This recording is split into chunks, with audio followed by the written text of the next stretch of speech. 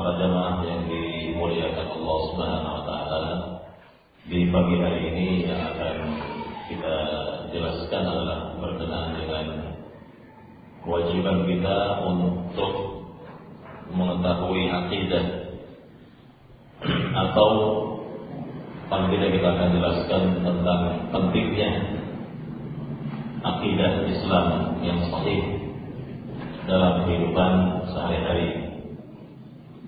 Pentingnya akidah Islam yang sahih, akidah sahihah dalam kehidupan sehari-hari. Maka berkenaan dengan masalah akidah ini adalah masalah yang sangat mendasar sebetulnya dalam kehidupan seorang muslim, karena letak bahagia atau sengsaranya seorang hamba hidup di dunia ini tergantung pula dengan akidahnya, tergantung dengan akidahnya. Kalau seorang hamba memiliki akidah yang sahih, akidah yang benar, maka insya Allah dia akan mendapatkan sa'adatu ad-darain, kebahagiaan di dunia maupun di akhirat. Para jemaah yang dimuliakan Allah Subhanahu wa taala,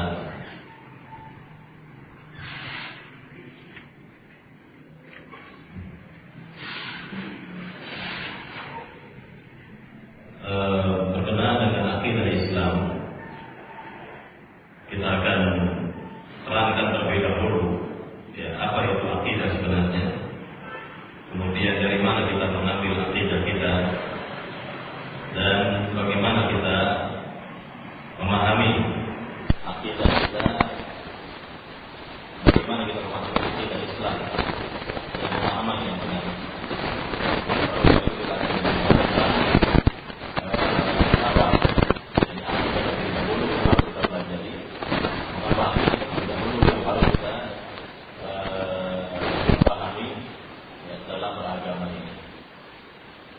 Para jemaah yang dimuliakan Allah Subhanahu wa taala, berkenaan dengan akidah atau makna dari akidah yang dijelaskan oleh Syekh Shalih Abdul Wahid Abu Islam, ini salah seorang murid dari Syekh Albani rahimahullah.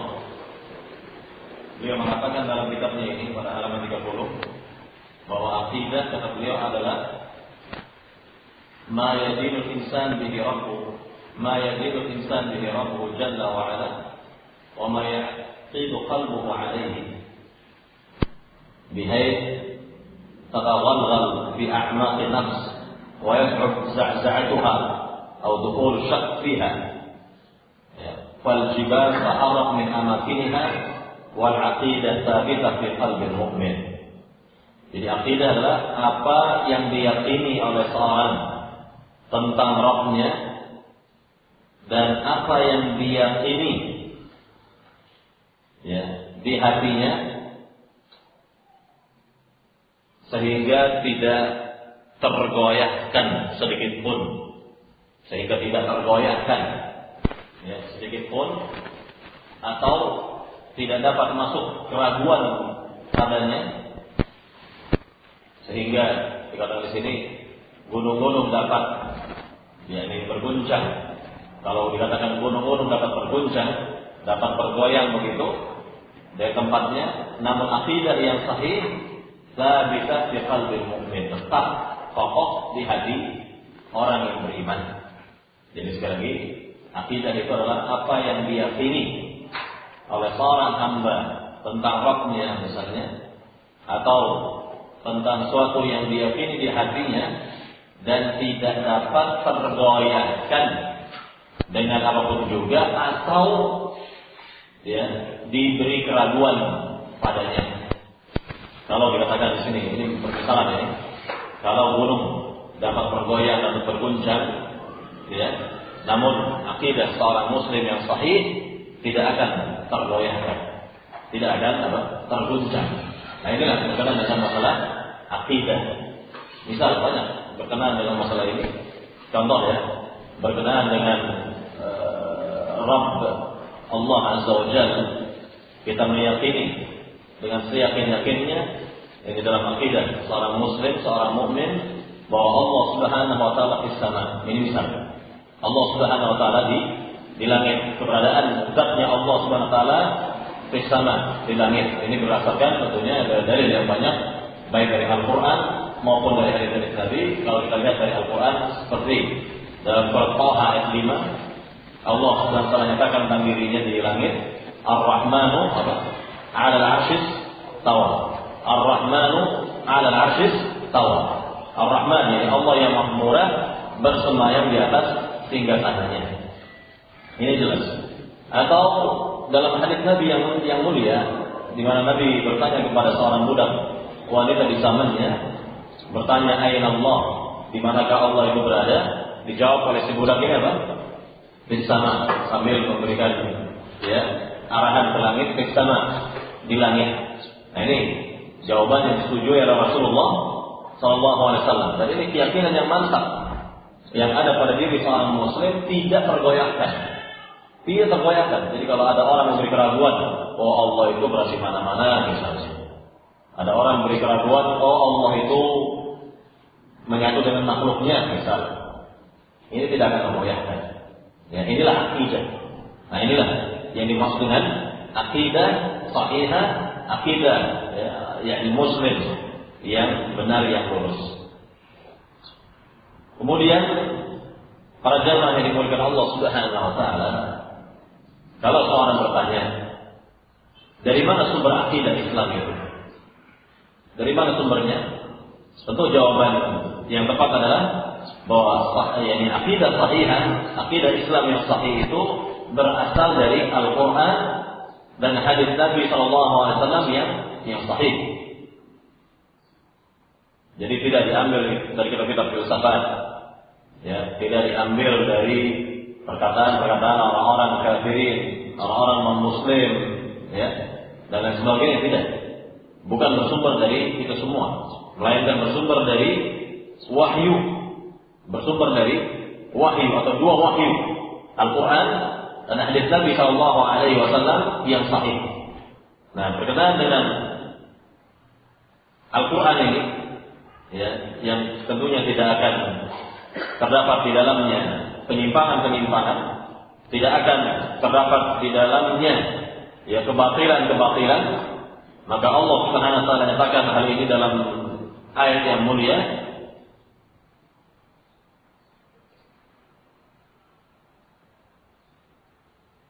Dalam ayat yang mulia dan juga terkait dengan sunnah Nabi atau hadis Nabi Rasul yang merupakan sumber dari pengambilan wahyu, pengambilan akidah, maksudnya pengambilan akidah dalam surat An-Najm ayat 3 sampai 4. Dalam surat An-Najm ayat 3 sampai 4, "Wa ma yantiqu 'anil hawa in huwa illa wahyu yuha." Atau dalam ayat yang lain yang menjelaskan tentang Al-Qur'an, tidak terdapat kebatilan padanya, Allah berfirman, "La yatihil batil min baini yadayhi wa la min khalfihi, tanzilun min hakimin hamid."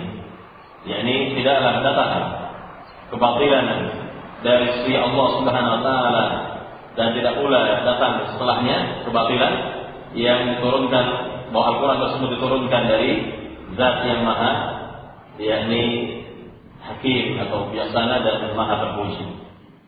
Atau yang tadi disebutkan dalam surat An-Najm ayat 3 dan 4-nya, "Wa ma yantiqu 'anil hawa in huwa illa wahyu yuha." Tidaklah Muhammad itu berbicara dengan hawa nafsunya, melainkan dengan wahyu yang diwahyukan kepadanya. Nah, jadi inilah sumber dari pengambilan akidah Islam. Ya, jadi kalau seorang mengambil akidah itu dari selain Al-Quran, selain dari hadis Nabi yang sahih, maka sudah dipastikan bahwa itu adalah akidah yang tidak sahih, akidah yang batil, akidah yang merusak, akidah yang menyimpang dari Al-Quran dan hadis Nabi yang mulia ini. Para jamaah yang dimuliakan Allah Subhanahu wa taala, Allah Subhanahu wa taala yang telah mencipta manusia tentu tidak meninggalkan para hamba ini begitu saja. Ya, jadi kalau dikatakan tadi bahwa sumber pengambilan akidah dari Al-Quran dan hadis Nabi, maka inilah letak kehadiran Allah Subhanahu wa taala, di mana Allah tidak mencipta para hamba itu begitu saja, dibiarkan begitu saja, namun dibimbing melalui bimbingan para nabi, dibimbing melalui bimbingan para nabi, para rasul. Kemudian diturunkan kepada mereka kitab-kitab suci. Kitab-kitab suci. Maka bagi umat ya, yang terakhir ini atau bahkan bagi seluruh manusia di dunia ini, mereka harus mengikuti Nabi akhir zaman Muhammad SAW dan menjadikan Al-Quran sebagai pedoman hidup mereka. Ya, jadi inilah yang kita lihat dari letak kehadiran Allah Subhanahu Wa Taala dan maha kuasanya Allah Subhanahu Wa Taala untuk ini berbuat segala sesuatu, dan Allah Subhanahu Wa Taala maha adil, tidak berbuat zalim kepada para hamba, sehingga Allah inginkan para hamba ini berada pada akidah yang benar, berada pada agama yang lurus. Kemudian pertanyaan yang berikutnya lagi, jadi bagaimana kita memahami akidah? Nah, kalau tadi sumber dari pengambilan akidah yaitu bersumber dari Al-Quran dan hadis Nabi, nah sekarang bagaimana memahaminya? Bagaimana memahami akidah, akidah Islam yang sahih dari Al-Quran dan hadis Nabi yang sahih? Mengenai jawaban dari pertanyaan ini adalah kita memahami akidah Islam yang sahih yang bersumber dari Al-Quran dan yang bersumber dari hadis Nabi yang sahih, tentu dengan pemahamannya para sahabat. Dengan pemahamannya siapa? Generasi pertama umat Islam, generasi terbaik umat Islam, yakni generasi para sahabat, generasi sahabat-sahabat Nabi radhiyallahu ta'ala anhum ajma'in. Maka dengan pemahaman mereka lah akidah kita akan selamat. Akidah kita akan selamat. Coba kalau kita tidak memakai pemahaman para sahabat, ini akidah kita ini akan rancu. Contoh, misal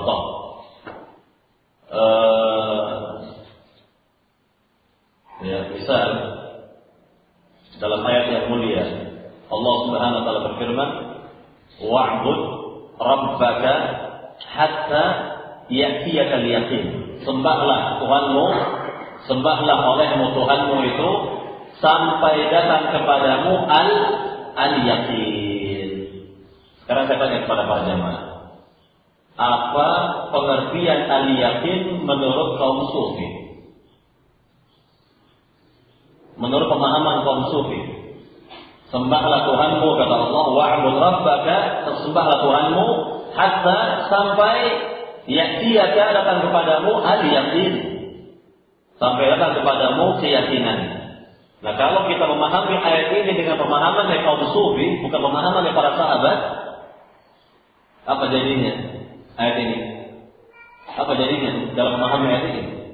Bagaimana pemahaman seorang yang terimbas, yang terwarnai dengan pemahaman sufi berkenaan dengan ayat yang mulia ini?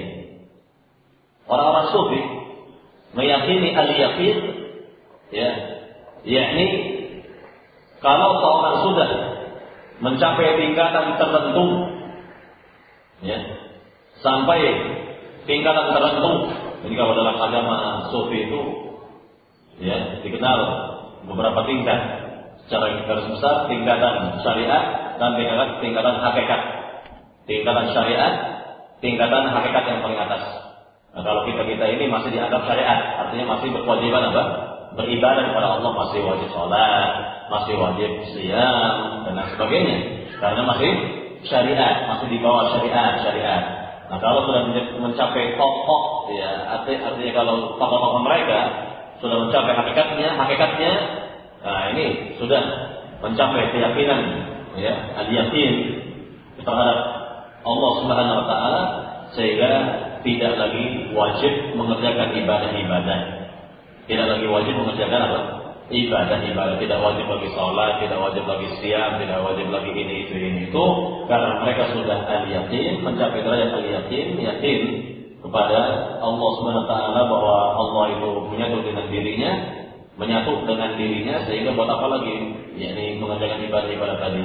Nah, inilah pemahaman kaum sufi yang sudah menyimpang.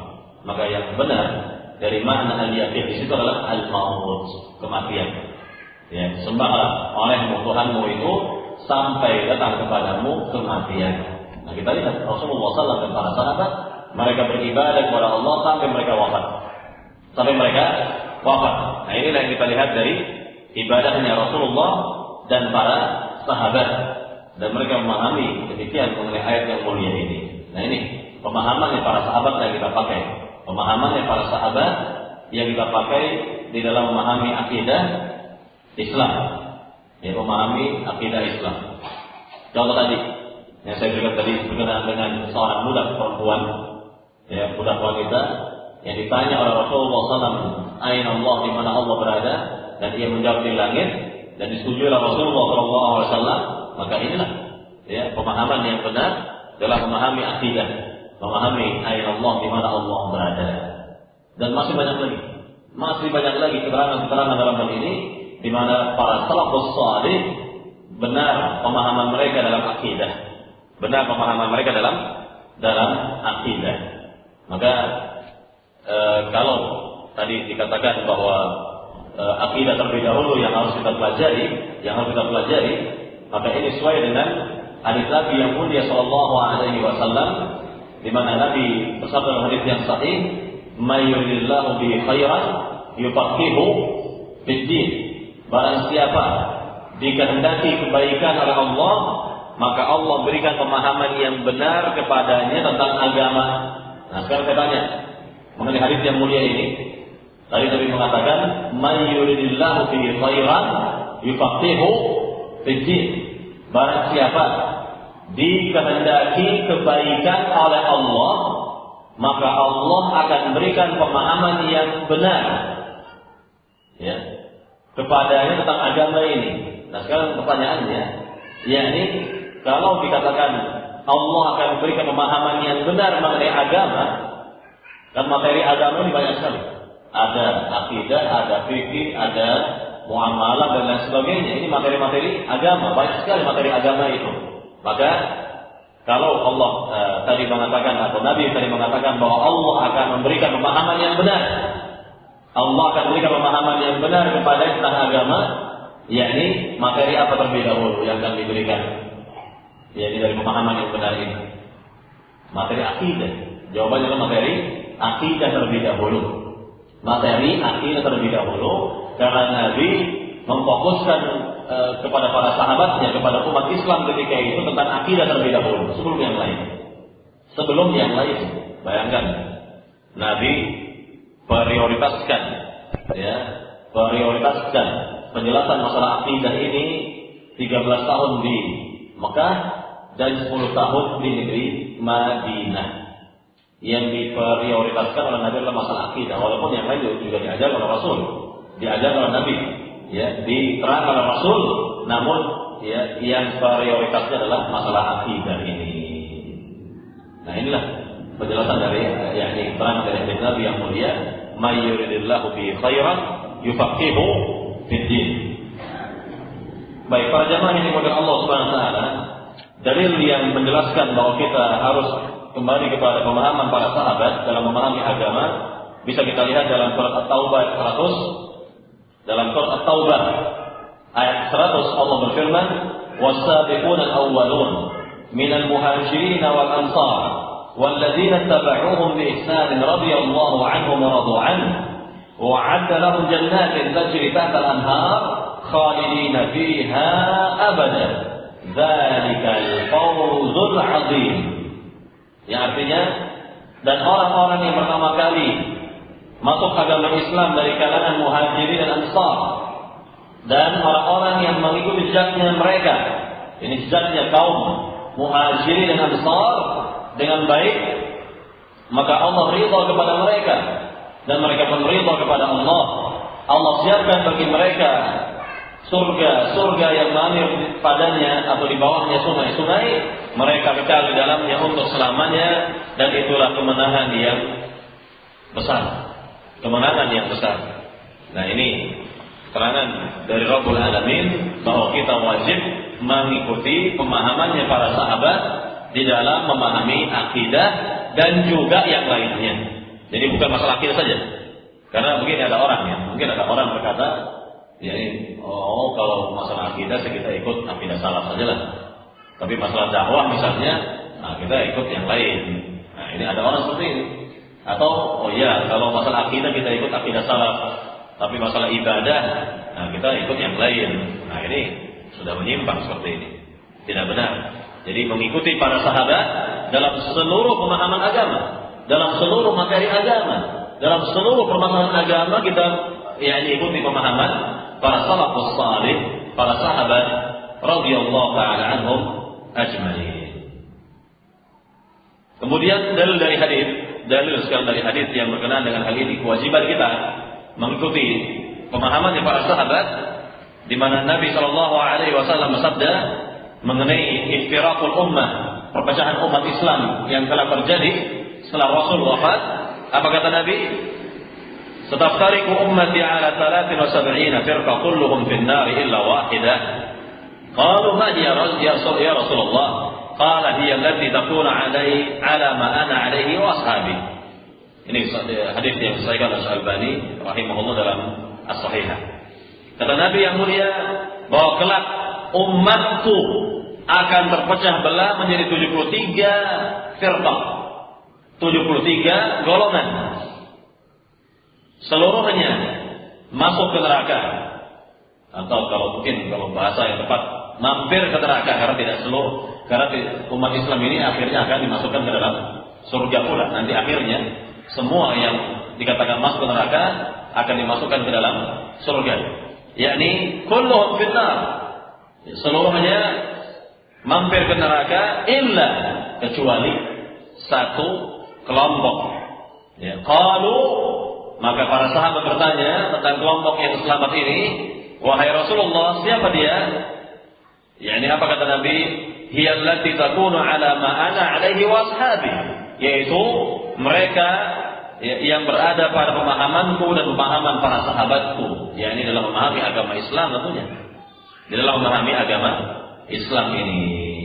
Nah, inilah ya tentang keterangan dari Nabi bahwa wajibnya kita kembali kepada pemahaman para salafus salih, para sahabat radhiyallahu taala anhum ajma'in di dalam memahami agama ini. Lebih-lebih dalam masalah akidah. Ya, lebih-lebih dalam masalah akidah. Para jamaah yang dimuliakan Allah Subhanahu wa taala. Sekarang timbul pertanyaan lagi sekarang. Kalau tadi yakni atas pemahaman siapa kita memahami akidah yang berlandaskan Al-Quran dan hadis, pertanyaan yang berikutnya ini adalah kenapa akidah terlebih dahulu yang harus dijelaskan, yang harus dibahas? Kenapa akidah terlebih dahulu? Limadza al-aqidah awwala? Kenapa akidah terlebih dahulu yang harus diterangkan kepada umat? Kenapa akidah terlebih dahulu yang harus dijelaskan kepada umat? Apa pentingnya masalah ini? Nah ini dia. Apa pentingnya masalah akidah ini? Yang pertama, jawaban yang pertama adalah li'annaha hiya aslud din wa asasul millah. Karena akidah merupakan dasar atau fondasi dari agama Islam. Akidah Islam, akidah adalah sebagai fondasi dari agama ini. Maka ibarat bangunan, kalau bangunan tersebut tidak memiliki fondasi yang kuat, tidak memiliki fondasi yang kokoh, maka sudah dipastikan bahwa bangunan tersebut akan roboh, akan hancur, ya, akan hancur. Tetapi kalau sebaliknya, jika bangunan memiliki akidah, memiliki fondasi, memiliki dasar yang kuat, maka dia akan kokoh. Yang dibangun di atasnya akan kokoh. Jadi tidak mungkin misalnya seorang berkata, oh saya akan bangun bangunan langsung dari lantai kedua, misal langsung dari lantai kedua, nggak ada fondasinya. Ya bagaimana mungkin?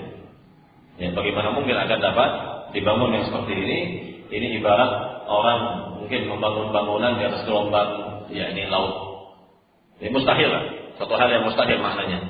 Satu hal yang mustahil, ya, dan tidak dibenarkan seorang, yakni mempelajari agama ini langsung dari masalah-masalah yang besar misalnya.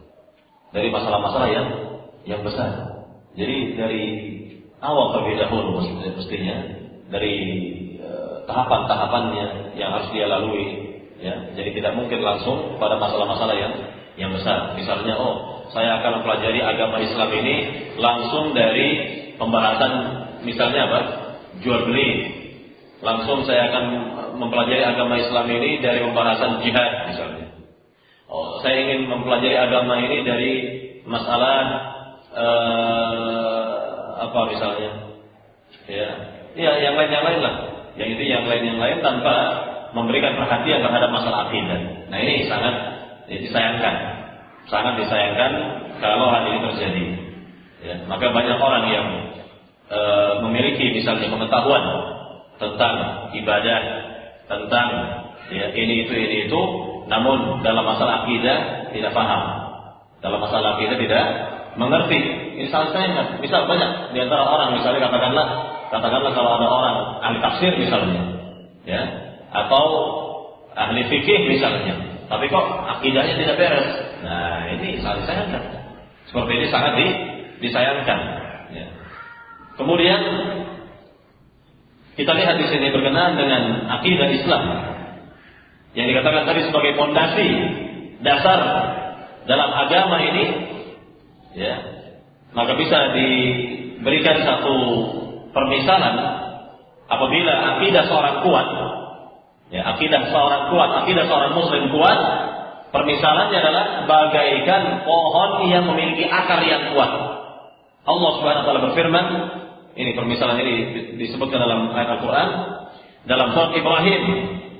Dalam surat Ibrahim ayat 24 sampai 25, Allah Subhanahu wa taala berfirman, "Alam tara kaifa daraba Allahu mathalan kalimatan thayyibah ka syajaratin thayyibah asluha thabit wa far'uha fis samaa tu'ti ukulaha kulla hin bi idzni rabbiha wa yadribu Allahu al-amthala lin-nasi la'annahum yatadhakkarun." Dalam surat Ibrahim ayat berapa tadi? 24 sampai 25. Artinya, alam tara, tidakkah engkau melihat wahai Muhammad bagaimana Allah menjadikan suatu permisalan tentang kalimat thayyib, kalimat yang baik adalah seperti pohon yang baik. Seperti pohon yang baik di mana akarnya menancap yakni ke tanah dengan kuat, wa farwa fis sama, adapun ranting-rantingnya, dahan-dahannya itu menjulang ke langit. Ya, menjulang ke langit. Kemudian pohon tersebut memberikan buahnya sesuai pada waktunya, sesuai dengan izin Rabb-nya.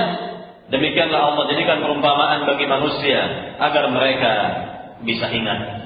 Nah, ini tentang perumpamaan yang Allah berikan di sini mengenai akidah sahihah seperti syajarah thayyibah, pohon yang baik. Jadi bagaimana pohon yang baik itu dikatakan dalam ayat ini? Ya, ini apabila memiliki akar yang kuat, ya, sampai ke dalam tanah, memiliki akar yang kuat sampai ke dalam ini, kemudian ranting-rantingnya, dahan-dahannya menjulang ke langit. Nah, inilah yang dikatakan sebagai syajarah thayyibah, pohon yang baik, ya, pohon yang baik yang memiliki akar yang kuat, fondasi yang kuat. Jadi kalau pohon tersebut memiliki fondasi yang kuat atau akar yang kuat, ya, kemudian diterpa oleh angin, maka dia tetap akan eksis, tetap akan tegak, dia tidak akan tergoyahkan, tidak akan dia tumbang, ya. Jadi inilah yang disebut oleh Rabbul Alamin berkenaan dengan permisalan tadi, ya, permisalan tadi. Kemudian kebalikannya sekarang mengenai, ya, agama seorang yang tidak memiliki fondasi yang kuat, tidak memiliki dasar yang kuat, disebut oleh Allah Subhanahu wa taala dalam surat Ibrahim pula ayat yang berikutnya lagi, ayat yang ke-26, yakni bagaikan pohon yang akarnya itu nampak. Akarnya itu, ya, dia nampak begitu. Jadi tidak menatap ke langit, maka disebut sebagai syajarah khabithah, pohon yang jelek. Allah berfirman dalam surat Ibrahim ayat 26, "Wa mathalu kalimatin khabithatin ka syajaratin khabithatin ujtussat min fawqil ardi ma laha min qarar. Dan perumpamaan dari kalimat yang buruk adalah seperti pohon yang buruk pula, ujtutat min fawqil ardh, yakni yang terangkat sampai ke permukaan bumi atau permukaan tanah, dan ma laha min qarar, tidak ada yakni tempat yang kuat baginya untuk menancap gitu. Jadi betul-betul goyah pohon ini, tidak kuat pohon ini. Dan inilah yang disebut tadi, yakni pemisalan dari akidah yang tidak baik, akidah yang tidak kuat. Makanya banyak lihat orang yang tidak punya akidah, yang tidak punya akidah kuat, ya, akidahnya rapuh, ini bisa goyang, bisa apa? Goyang keyakinannya. Bahkan naudzubillah, ada pula di antara mereka yang berganti akidah, dan ini banyak yang berganti akidah. Misalnya, ya, berganti kepada akidah sufi, berganti kepada akidah khawarij, berganti kepada akidah ini itu, karena apa? Karena tidak memiliki keyakinan yang kuat. Dan inilah yang kita lihat, dan ini terjadi pada orang-orang terdahulu. Misalnya apa? Contoh, Al-Imam Abul Hasan Al-Asy'ari sebelum akhirnya memiliki akidah atau berkeyakinan dengan akidah salaf ini, akidah para sahabat, asalnya beragama apa? Atau asalnya berakidah apa? Akidahnya apa asalnya? Awalnya akidahnya apa? Akidahnya adalah Mu'tazilah. Karena dia hidup bersama bapak tirinya, yakni Al-Jubai, sebagai tokoh Mu'tazilah. Al-Jubai selama kurang lebih 40 tahun. Dari mulai kecil itu bersama bapak tirinya ini Al-Jubai. Kemudian tentunya dia terbina, terbimbing, ya, terdidik dengan akidah Mu'tazilah bapaknya ini. Jadilah dia sebagai Mu'tazili, seorang yang memiliki akidah Mu'tazilah. Kemudian apa? Ternyata goyah akidahnya, ya, yakni goyah akidahnya, ya, menyimpang akidahnya dan berpindah kepada akidah Ibnu Kullab, berpindah kepada akidahnya Ibnu Kullab. Ya, jadi dia bertemu dengan Ibnu Kullab dan dia tinggalkan akidah Mu'tazilahnya menuju akidah Ibnu Kullab yang akhirnya masyhur dengan istilah akidah Asy'ariyah. Dengan akidah apa? Asy'ariyah, karena beliau yang menyebarkannya, Abul Hasan Al-Asy'ari yang menyebarkannya, maka disebut dengan akidah Asy'ariyah yang sebenarnya akidah Ibnu Kullab. Ya. Baru setelah itu bertemu dengan yakni ulama salaf dan akhirnya berpindah kepada akidah yang benar, akidah salaf. Nah, ini guncang akidahnya dari akidah Mu'tazilah kepada akidah Ibnu Kullab. Atau misalnya Imam Ghazali berpindah dari satu akidah ke akidah yang lain, berpindah dari satu akidah kepada akidah yang lain. Dia pernah mengalami atau pernah berada pada akidah sufi, pernah pula berada pada akidah kaum filsafat, ya, yang akhirnya dia mengakui akidah salaf, akidah para sahabat, yang di akhir kehidupannya dia memeluk kitab Sahih Bukhari. Dia memeluk kitab Sahih Bukhari dan dia nyatakan berada pada akidahnya penulis kitab ini, yakni akidahnya Imam Bukhari. Akidahnya Imam Bukhari yang benar itu, yang sahih itu. Nah, inilah ya di antara orang-orang terdahulu seperti itu keadaannya. Ya, berganti-ganti akidah karena memang tidak kuat akidah yang diyakininya itu. Tidak kuat akidah yang diyakininya tersebut. Baik, para jamaah yang dimuliakan Allah Subhanahu wa taala,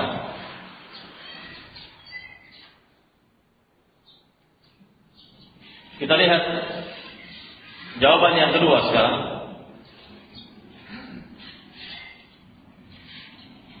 Jawaban yang kedua, kenapa akidah terlebih dahulu yang harus kita pelajari? Ya, kenapa akidah terlebih dahulu yang harus kita pelajari? Dikatakan di sini oleh Syekh Shalih Abdul Wahid, beliau mengatakan li anna al-a'mal wal aqwal lan tuqbal 'inda Allah illa bil 'aqidah as-sahihah. Karena seluruh amal-amal perbuatan, seluruh ibadah tidak akan diterima oleh Allah Subhanahu wa taala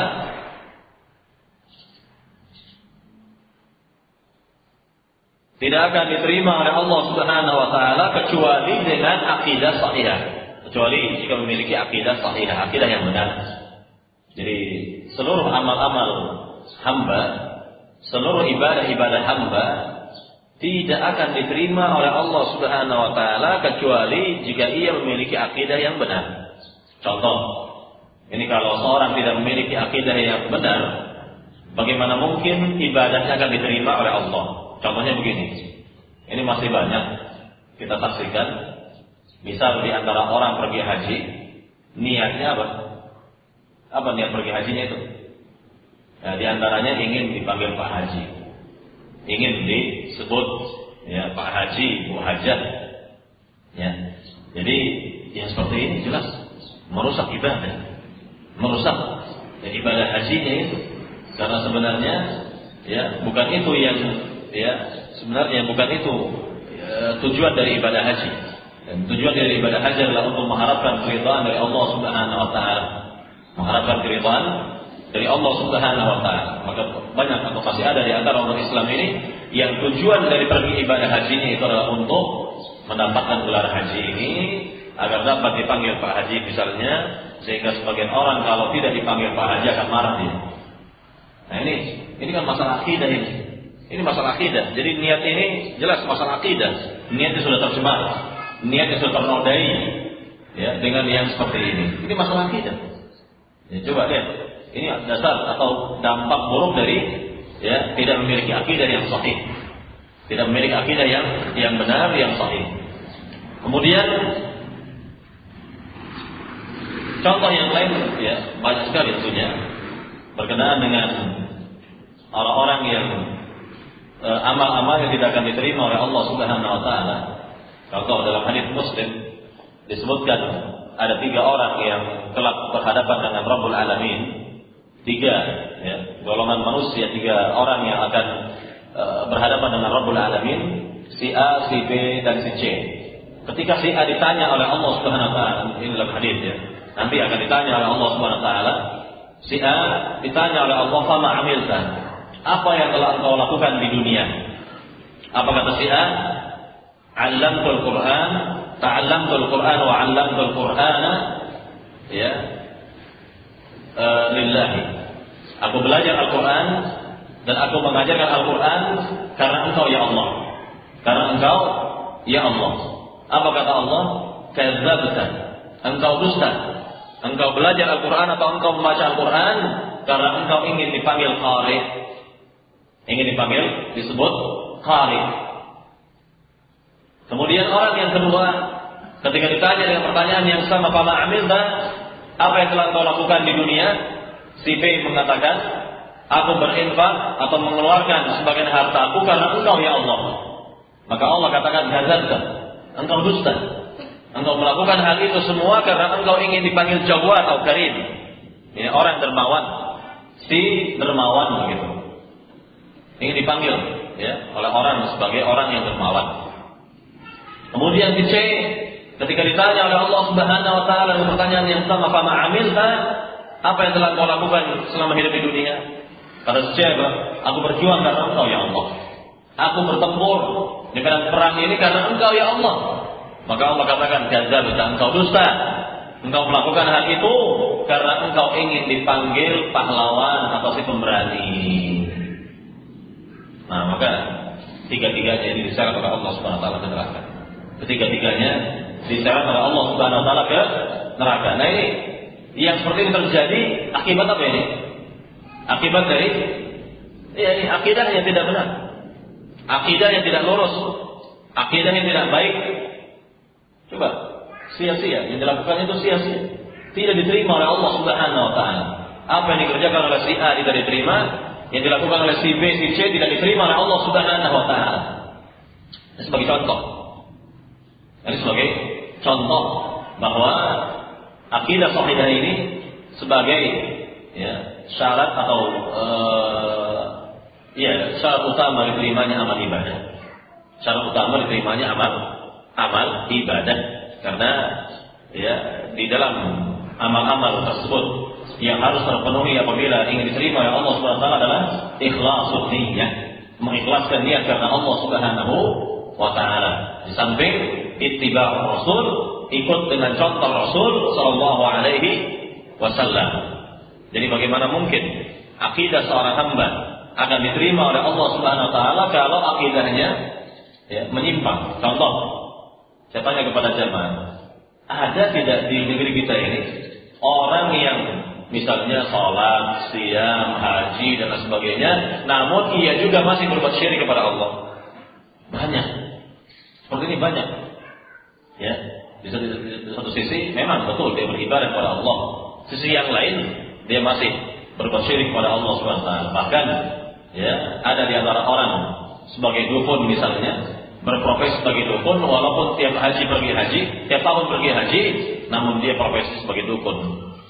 Sebagai apa? Dukun. Na'udzubillah. Ya. Jadi kalau dia tidak bertobat kepada Allah Subhanahu wa taala, apa jadinya ibadahnya ini? Apa jadinya ibadahnya ini? Nah, inilah yang menentukan ini diterimanya atau tidaknya amal-amal seorang hamba adalah dengan akidahnya. Ya, akidahnya.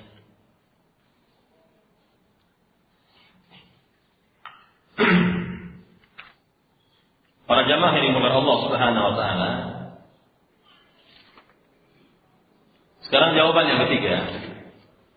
Kenapa akidah terlebih dahulu yang harus dipelajari sebelum yang lain?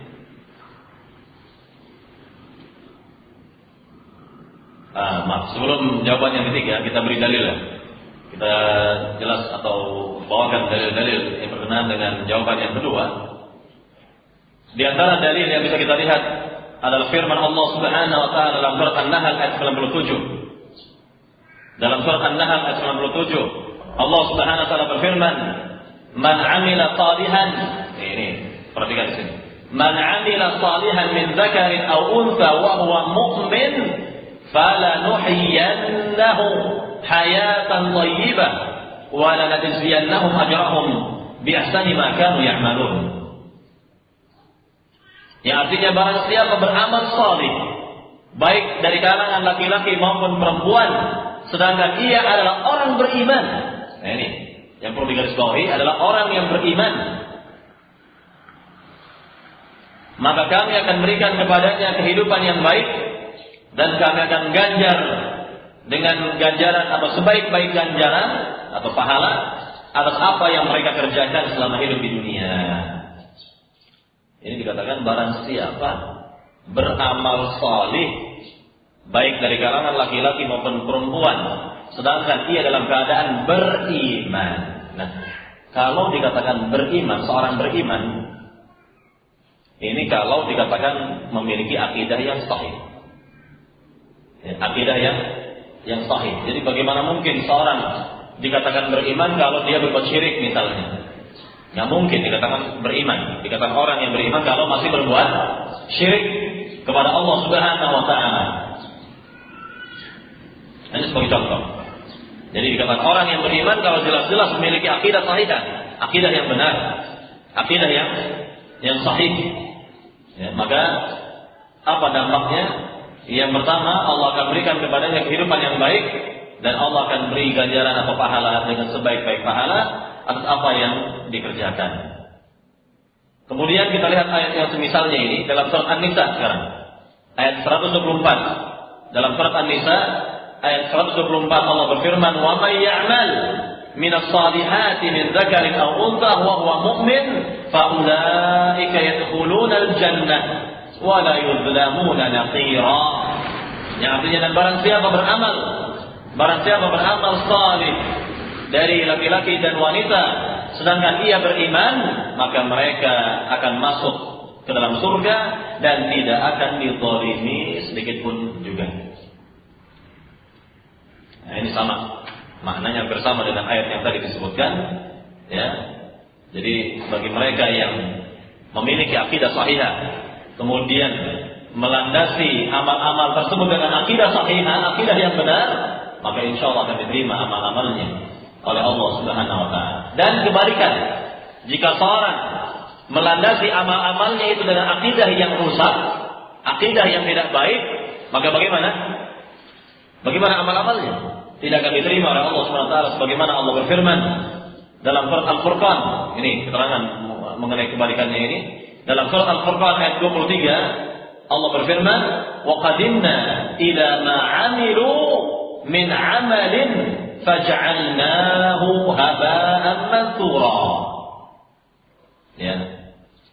Jadi kata Allah Subhanahu wa taala, yakni kami hadapkan yakni apa yang telah mereka lakukan selama hidup di dunia dari amal-amal tersebut, kemudian kami jadikan ia bagaikan debu yang mansura, yang berterbangan. Artinya apa yang mereka lakukan, apa yang mereka kerjakan selama hidup di dunia tidak berbekas di akhirat, tidak ada manfaatnya di akhirat, dan Allah katakan di sini haba'an mansura, bagaikan debu yang diterbangkan.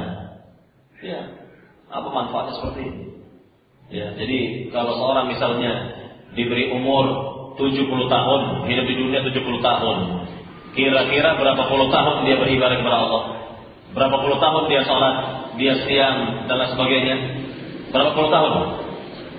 Kurang lebih 55 tahun.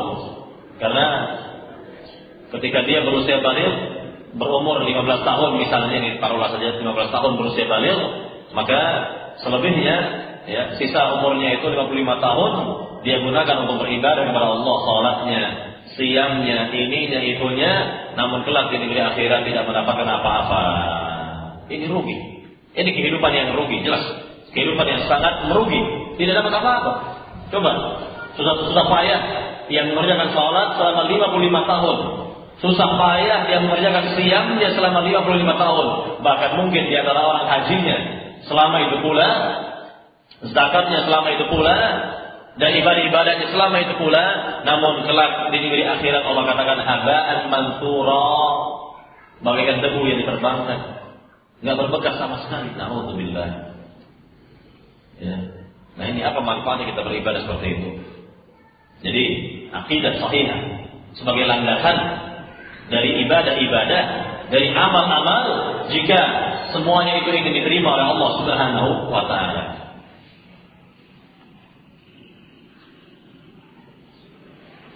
Kemudian yang berikutnya lagi, jawaban yang berikut lagi, mengapa akil terlebih dahulu?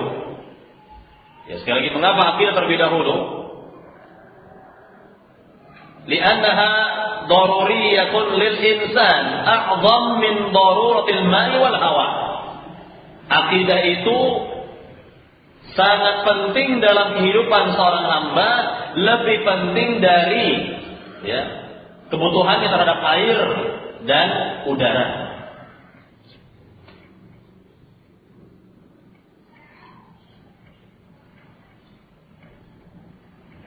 Kalau ada pertanyaan, seorang makan berapa kali dalam sehari? Memerlukan makanan, minuman, ya katakanlah perlu makan dalam sehari itu berapa kali? Berapa kali? Ya mungkin sekali, dua kali, ya, atau 3 kali paling tidak. Dia perlu makan dalam sehari 3 kali. Nah sekarang pertanyaannya adalah, seorang hamba memerlukan akidah itu berapa kali dalam sehari? Memerlukan akidah yang sahih dalam kehidupannya berapa kali dalam sehari? Berapa kali dalam sehari? Dia tentu jawabannya melebihi dari nafasnya. Melebihi dari nafasnya. Karena setiap gerak-gerik seorang muslim adalah ibadah sebenarnya. Mulai dia bangun tidur sampai mau tidur kembali, semuanya adalah ibadah, mengandung ibadah, mengandung nilai ibadah. Jadi bisa kita katakan melebihi dari nafasnya, melebihi dari nafasnya. Karena semua aktivitas muslim adalah ibadah sebenarnya, kalau dikerjakan ikhlas dan sesuai dengan contoh Rasul Shallallahu Alaihi Wasallam. Jadi diperlukan akidah ini dalam kehidupan, ya, dalam kehidupan sehari-hari, jelas dalam kehidupan sehari-hari, ya, dan tidak bisa dipisahkan yang seperti ini, dan tidak mungkin seorang hidup tanpa akidah sahihah. Lihat orang-orang non-muslim, orang-orang yang tidak memiliki akidah sahihah, bagaimana kehidupannya? Kacau, kehidupannya. Mereka tidak mendapatkan ketenteraman, mereka tidak mendapatkan kebahagiaan yang hakiki, kebahagiaan yang sebenarnya. Ya, tidak mendapatkan kebahagiaan yang sebenarnya. Kalau mereka selama ini mencari kebahagiaan dengan cara-cara mereka sendiri, itu tidak akan membawa kebahagiaan yang sebenarnya. Tidak akan membawa kebahagiaan yang sebenarnya. Lihat kehidupan mereka itu. Ya, dunia mereka dapat, tapi apakah kebahagiaan sebenarnya mereka dapat? Tidak mereka dapati. Tidak mereka dapati. Jadi sekali lagi, ya, ini kebutuhan manusia, kebutuhan seorang hamba tentang akidah ini, ya, ini kebutuhan yang sangat-sangat penting sekali, melebihi makanan dan minuman yang dikonsumsinya dalam setiap hari. Kemudian para jamaah yang dimuliakan Allah Subhanahu wa taala, masalah akidah ini sangat penting dalam kehidupan.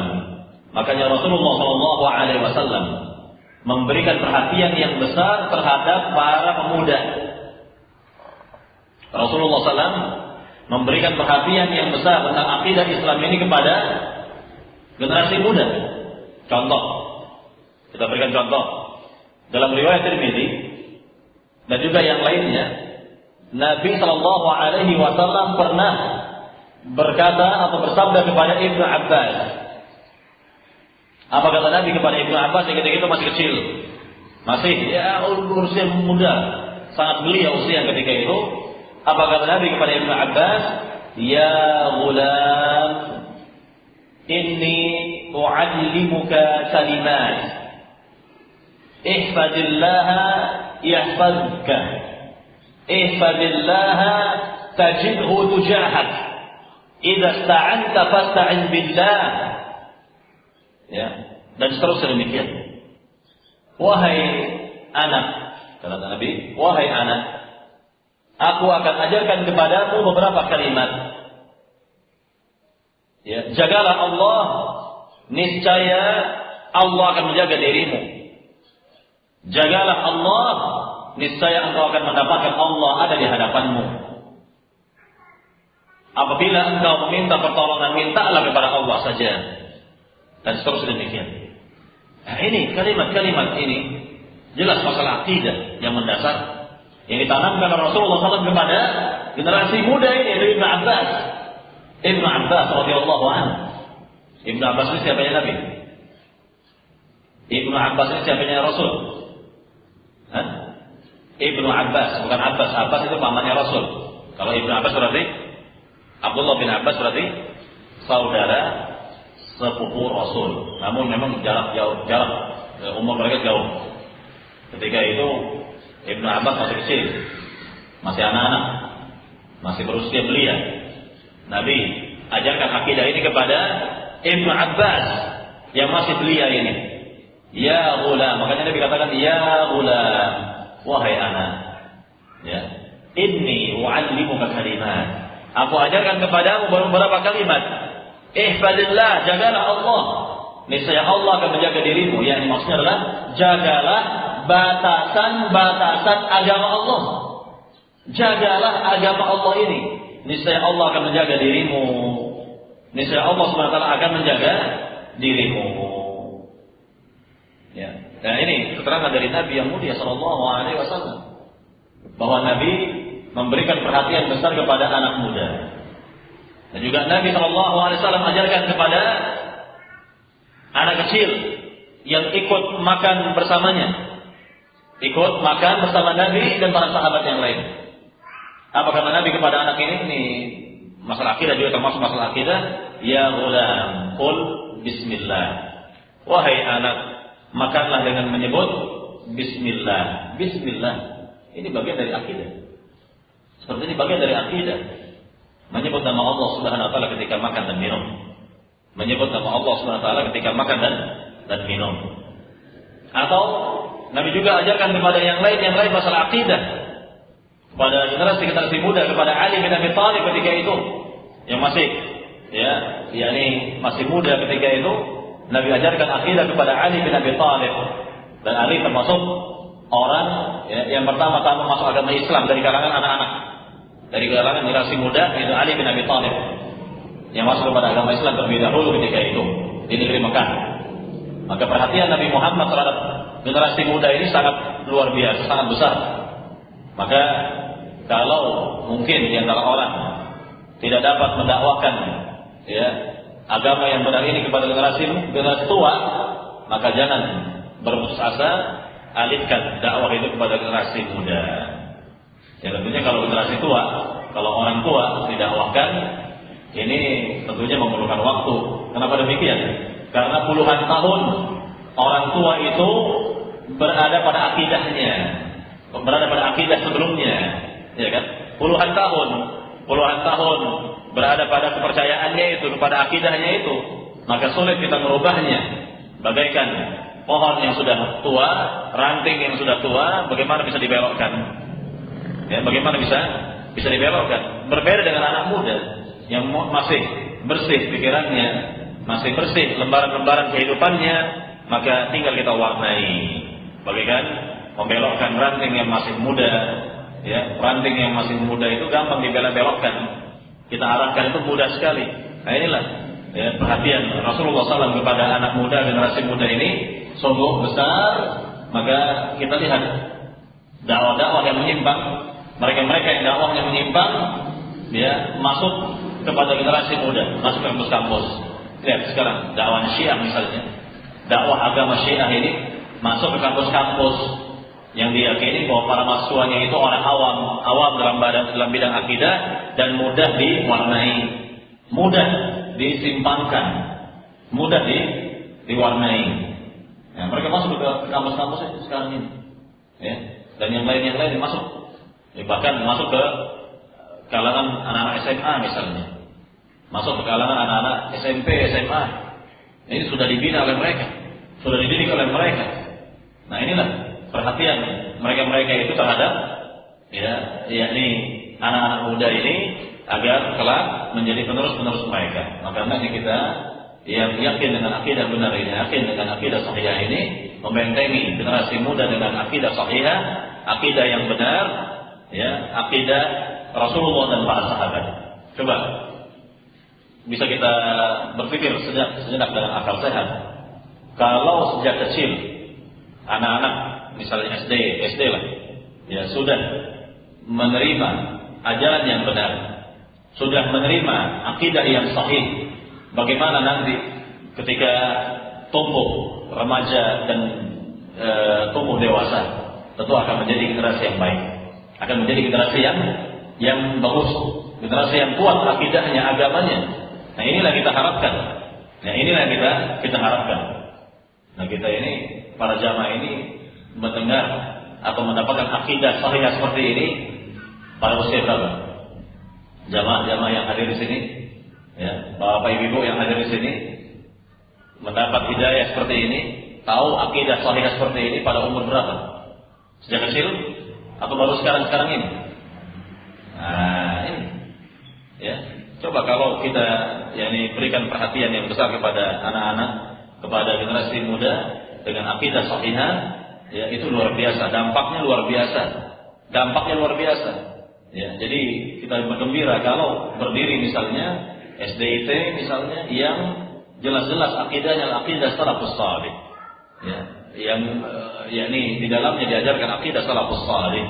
Ini sangat bergembira, ini sangat menyenangkan hal seperti ini, membahagiakan tentunya bagi orang tua, kebahagiaan sendiri bagi orang tua yang yakni mendidik atau mendapatkan anaknya memiliki akidah sahihah sejak kecil, mendapatkan akidah sahihah sejak kecil.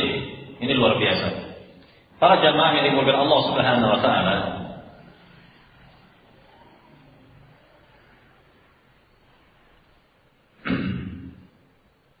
kita lihat yang berikutnya lagi. Kenapa akidah terlebih dahulu yang kita jelaskan?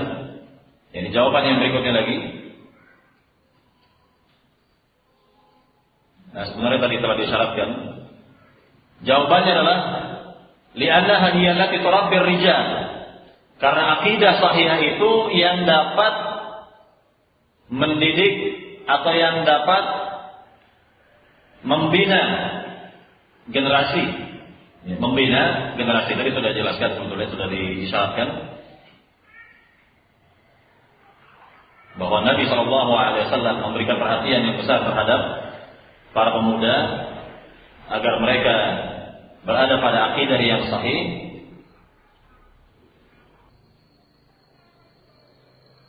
seperti yang beliau berikan kepada Ibnu Abbas tadi, yang beliau berikan kepada sahabat yang mulia Ibnu Abbas dalam hadis riwayat Imam Tirmidzi. Maka Nabi katakan kepada Ibnu Abbas sekali lagi, ya ghulam inni u'allimuka kalimatin ihfazillah yahfazka, ihfazillah tajidhu tujahak, idza sa'alta fas'alillah wa idza sta'anta fasta'in billah. Wa'lam, ini saya sebutkan kelengkapan dari hadis ini ya.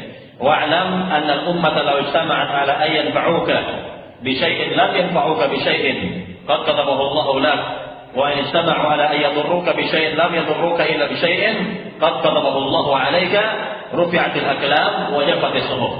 Yang artinya, wahai anak, aku akan ajarkan kepadamu beberapa kalimat. Jagalah batasan-batasan agama Allah, maka niscaya Allah akan menjaga dirimu. Jagalah ya agama Allah ini, maka engkau akan mendapatkan di hadapannya, yakni pertolongannya dan seterusnya. Apabila engkau meminta kepada Allah, apabila engkau mintalah kepada Allah, yakni berdoalah kepada Allah. Dan jika engkau meminta pertolongan, mintalah pertolongan kepada Allah. Ketahuilah, jika seluruh umat atau seluruh manusia berkumpul untuk memberikan manfaat kepadamu, maka mereka tidak akan dapat memberikan manfaat kepadamu kecuali atas apa yang telah Allah takdirkan, kecuali atas apa yang telah Allah takdirkan untuk dirimu. Dan kebalikannya kata Nabi, jika mereka berkumpul bersekutu untuk memberikan bahaya kepada dirimu, maka mereka tidak akan dapat memberikan bahaya tersebut kecuali apa yang telah Allah takdirkan untukmu. Pena telah diangkat, lembaran-lembaran telah kering. Nah, ini semua masalah akidah. Apa yang Rasul sampaikan kepada Ibnu Abbas ini jelas masalah akidah. Di antaranya masalah takdir, ya. Kemudian juga yakni menjaga batasan-batasan agama Allah Subhanahu wa taala, berdoa hanya kepada Allah, minta tolong atau perlindungan kepada Allah Subhanahu wa taala. Nah, jadi ini adalah ini keterangan dari Nabi yang mulia bahwa Nabi mendidik generasi muda, bahwa Nabi yang mulia sallallahu alaihi wasallam perhatian besar terhadap generasi muda ini karena mereka akan menjadi yakni para pemimpin di masa yang akan datang. Maka dikatakan bahwa syababul yaum rijalul ghad. Anak muda di zaman sekarang merupakan pemimpin masa depan. Syababul yaum rijalul ghad. Anak muda di zaman sekarang merupakan pemimpin di masa depan. Ya, ini kalau kita sudah memberikan perhatian yang besar terhadap anak muda ini, maka insyaallah ini mereka akan menjadi generasi yang terbaik, generasi baik dan lebih baik insyaallah daripada kita. Lebih baik dari kita. Ya, kalau kita mendapatkan akidah sahihah ini baru di usia-usia sekarang ini, kemudian kita memberikan perhatian yang besar terhadap generasi muda dalam bidang akidah sahihah ini, untuk mereka lebih baik dari kita di masa depan insyaallah taala. Para jamaah yang dimuliakan Allah Subhanahu wa taala, saya kira ini beberapa jawaban berkenaan dengan kenapa akidah terlebih dahulu yang harus kita jelaskan kepada umat, lebih-lebih masalah tauhid yang harus kita jelaskan kepada kaum muslimin, lebih-lebih di negeri kita ini, ya tentunya karena banyak di antara mereka tidak paham akidah, tidak mengerti tauhid, sehingga banyak pula di antara mereka yang berbuat syirik kepada Allah Subhanahu wa taala, menyimpang dari akidah yang benar. Ya, kehidupan mereka tidak baik, pemikiran mereka mengenai agama ini juga kurang, sehingga menjadi kekurangan pula dalam kehidupan mereka, menjadi kekurangan pula dalam kehidupan mereka di dunia ini. Nah, inilah yang pentingnya masalah ini, masalah akidah yang harus diberikan kepada umat Islam, lebih-lebih di negeri kita. Dan kita perhatian dalam masalah ini, dan tentunya inilah yang akan membawa kepada kebahagiaan hidup baik di dunia maupun di akhirat, dan dengan bekal akidah yang sahih tadi, bekal akidah yang benar, akidah yang sahihah. Dan kita akan lanjutkan kembali pembahasan ini insyaallah, dan nanti kita akan masuk kepada materi-materi akidah ke depannya, masuk langsung kepada materi-materi akidah, di mana kewajiban kita sebagai muslim adalah menimba ilmu agama, lebih-lebih dalam masalah akidah terlebih dahulu sebelum yang lain, sebelum yang lain. Wallahu ta'ala alam. Dan silakan jika ada pertanyaan berkenaan dengan materi di pagi hari ini, ya, bebas pertanyaannya. Masalah akidah bebas pertanyaannya. Nah, silakan. Ada yang langsung atau tertulis juga boleh. Boleh secara langsung atau tertulis pertanyaannya. Silakan. Nah, silakan.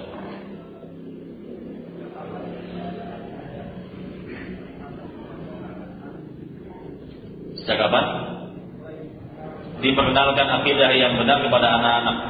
Ya, sejak mereka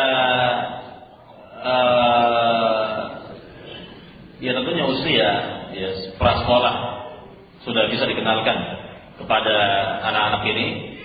Ya, sebelum mereka sekolah misalnya sudah kita kenalkan, ya, ini hal-hal yang mendasar sekali, yang penting-penting, ya, yang penting-penting terlebih dahulu. Misalnya kita kenalkan bahwa Tuhan kita adalah Allah Subhanahu Wa Taala, Nabi kita adalah Muhammad. Walaupun mungkin anak-anak ini belum bisa mencernanya atau berpikir dengan akalnya begitu, ya, tidak mengapa kita berikan yang demikian, ya, agar sudah ada landasan-landasannya, fondasi ini kan fondasi yang kita pupuk ini, fondasi yang kita berikan kepada anak-anak ini, ya, hal-hal yang mendasar sekali kita berikan kepada anak-anak yang sekiranya nanti ketika mereka besar, ya, yakni berkembang akal pikirannya, maka itu bisa mereka terima dengan baik, ya, bisa mereka terima dengan baik. Jadi sudah kita berikan sebelum mereka sekolah, sudah kita jelaskan tentang akidah Islam, akidah yang benar, ya, yakni tentunya yang mendasar, ya, yang dasar-dasar terlebih dahulu dan yang masih sederhana dengan bahasa yang sederhana. Ini bahasanya anak-anak, bahasa sederhana begitu kurang lebih. Nah, silakan yang lain. Silakan, Pak.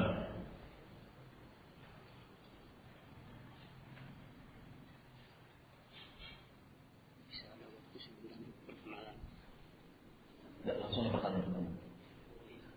Saya memikirkan saya ini dari asal saya. Tidak langsung aja pertanyaan. Waktu.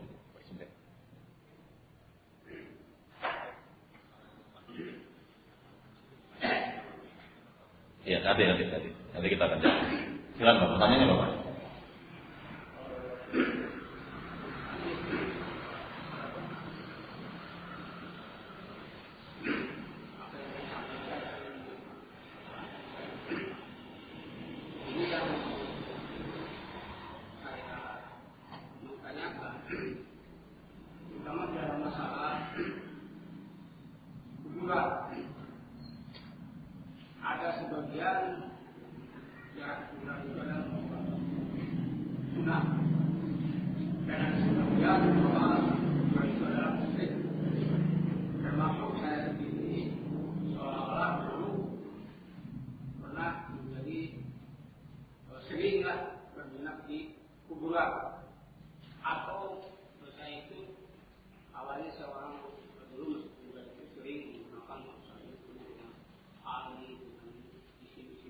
Jimat-jimat. Saya ingin menjelaskan kepada saudara. Dan dalam masalah kuburan, saya waktu saya pergi ke haji, saya diajak oleh pemandu itu istilahnya begini, datang ini ditujukan ini adalah kuburan Abra, kuburan Rasulullah. Saya lihat di sana di Utara itu ada kuburan yang seperti kita, kuburan yang kelihatannya indah-indah juga. Karena dibuka itu cuma ini katanya ini ada, tapi kelihatannya cuma ada batu-batu saja. Iya, nggak dibangun di atas bangunan atau di marmer dan sebagainya. Ya. Nah, kalau kita kan bagus. Iya. Nah, ini masalahnya mohon penjelasannya. Baik. Kuburan yang itulah. Baik, ini ada beberapa masalah yang kita lihat di dalamnya. Yang pertama tentang ziarah kubur, ya. Kemudian yang kedua berkaitan erat dengan kubur itu sendiri. Yang pertama tentang ziarah kubur, memang di awal-awal Nabi sempat melarang para sahabat untuk melakukan ziarah kubur. Ini lantaran Nabi melihat bahwa akidah umatnya ketika itu belum kuat. Makanya Nabi SAW melarang mereka untuk berziarah kubur. Namun setelah Nabi melihat akidah umat Islam ini bagus, Nabi perintahkan untuk melakukan ziarah kubur untuk mengingat kematian. Tujuannya untuk mengingat kematian negeri akhirat. Makanya Nabi pernah bersabda dalam hadits yang sahih, "Kuntu nahaitukum an ziyaratil kubur fazuruha." Kata Nabi yang mulia, dahulu aku larang kalian untuk melakukan ziarah kubur. Namun sekarang ziarahilah, ya, yakni untuk mengingat kematian. Itu tujuannya untuk mengingat kematian atau negeri akhirat. Tidak ada tujuan yang lain. Sebenarnya tidak ada tujuan yang lain kecuali untuk mengingat kematian. Ya, agar kita ini introspeksi diri, ingat bahwa kita ini pasti sama, ya, akan mengalami hal yang sama dengan pendahulu kita, ya, akan mati pula. Maka kita introspeksi diri, muhasabatun nafs. Ini tujuan dari ziarah kubur. Ya, walaupun memang ada di antara hadis lain yang mengatakan, yakni tentang Nabi melaknat para wanita yang sering-sering melakukan ziarah kubur. La'anallahu za'iratil kubur. Dalam hadis, la'anallahu za'iratil kubur. Allah melaknat para wanita yang sering-sering melakukan ziarah kubur. Gak boleh sering-sering. Ya, kalau sekali-sekali ya boleh, silakan untuk melakukan ziarah kubur, karena Nabi bersabda secara umum kepada seluruh umatnya, baik laki-laki maupun wanita, sama. Ya, fazuruha, kata Nabi, lakukanlah ziarah kubur oleh kalian. Jadi tujuannya untuk mengingat kematian. Jadi tidak ada yang lainnya. Kemudian yang berikutnya lagi tentang adab dari ziarah kubur, ini pun juga disampaikan, difahami. Adab ziarah kubur yang pertama adalah, ya, kita melakukan ziarah kubur dengan tujuan atau maksud tadi untuk melihat negeri akhirat atau kematian. Kemudian ketika kita memasuki area pemakaman, hendaknya kita melepaskan alas kaki, sepatu, sendal atau yang semisal, kecuali kalau dikhawatirkan ada yang mengganggu kaki, ya, maka kita pakai alas kaki. Kemudian ketika kita melewati kubur-kubur kaum muslimin, kita doakan mereka. Assalamualaikum ahlal diyar minal mu'minin wal muslimin wa inna insyaallah bikumul lahiqun, dan seterusnya. Artinya doa-doa kebaikan bagi mereka. Kemudian ketika sampai di makam yang kita tuju, ya tentunya bisa kita doakan dia. Yang sebenarnya berdoa untuk mereka-mereka itu tidak mesti di atas kuburnya. Dimanapun kita berada juga kita bisa, ya, berdoa. Namun tadi karena untuk mengingat kematian, untuk mengingat negeri akhirat, kita, ya, berkunjung ke kubur yang kita maksud, kubur orang tua, kubur, ya, sahabat atau siapa saja yang kita inginkan, ya, dan kita doakan di sana, kita berdoa kepada Allah untuk kebaikannya, agar dosa-dosanya diampuni oleh Allah Subhanahu wa taala, agar amal-amalnya diterima oleh Allah Subhanahu wa taala, agar ditempatkan di dalam surga kelak. Nah, ini intinya seperti itu. Inti doa itu seperti itu. Dan doa itu masing-masing saja berdoa, tidak dipimpin. Tidak ada yang memimpin, tidak ada yang memandoi. Masing-masing saja dapat berdoa dengan bahasanya. Bisa dengan bahasa Indonesia boleh, dengan bahasa daerah silahkan. Allah Maha Paham, Allah Maha Tahu semua bahasa para hamba ini. Ya, atau dengan bahasa Arab juga silahkan kalau ingin berdoa dengan bahasa Arab. Yang jelas berdoa untuk kebaikan si mayit, dan tidak boleh minta-minta kepada si mayit. Tidak boleh minta-minta apapun kepada orang yang sudah meninggal. Mintanya kepada Allah. Tadi kan dikatakan dari Nabi kepada Ibnu Abbas, apa ajaran Nabi Muhammad kepada anak muda ini, Ibnu Abbas? Idza sa'alta fas'alillah. Apabila engkau berdoa, minta suatu, minta langsung kepada Allah, kata Nabi. Bukan, Nabi tidak pernah mengatakan minta langsung kepada mayit fulan. Enggak ada seperti itu. Dan juga ketika Rasul wafat, tidak pernah Ibnu Abbas misalnya pergi ke kubur Nabi minta-minta kepada Nabi yang sudah meninggal. Tidak ada seorang pun sahabat datang ke kubur Nabi minta-minta kepada Nabi yang sudah wafat, yang sudah meninggal. Ya.